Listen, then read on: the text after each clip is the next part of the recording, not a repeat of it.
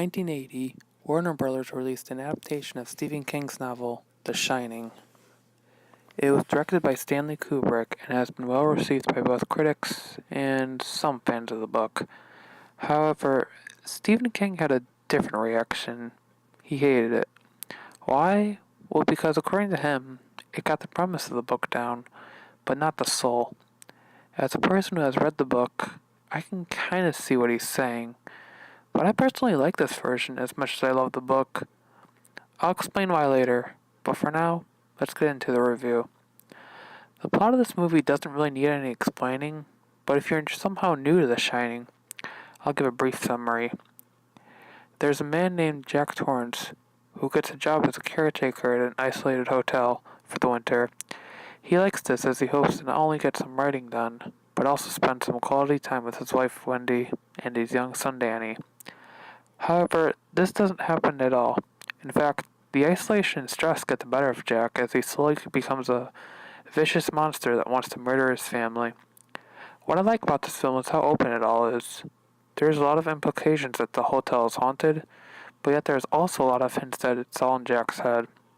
There's just so much to fill out, so much stuff to fill out, and it gives you countless opportunities to figure out just what might be going on. It's a complex story that will not only scare you, but will also leave you thinking. I give plot an A+.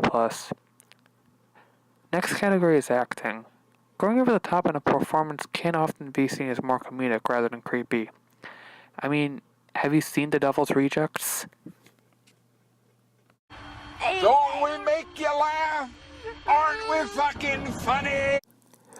Well, Jack Nicholson is one of those actors that gets scarier and scarier the crazier he gets. And I think that this is his best psychotic performance to date. Mainly because at the beginning of the movie, he's just a normal, everyday man with a bit of a history. But throughout the course of the film, he slowly spirals down into an insanity, the place where no one gets out alive.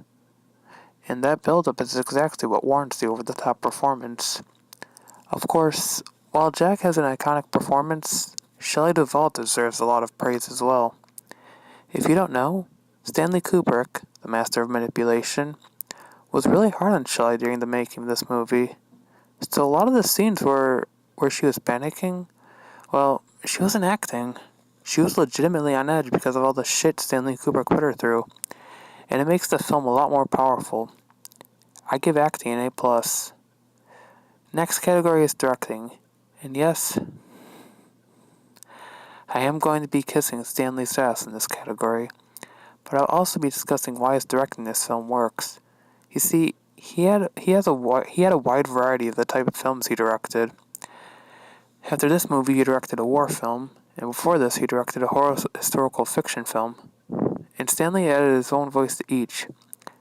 This is a horror film that isn't like any other horror film from the time that it came out. That's just how unique it is. Also, Rob Zombie once said, "A lot of people who don't like horror films always seem to like The Shining," and I can kind of see what he means by that.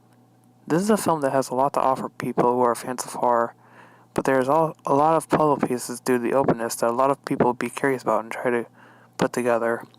I give directing an A+. Overall, The Shining is a great horror film on its own. If you're looking for a faithful adaptation, you are going to be disappointed.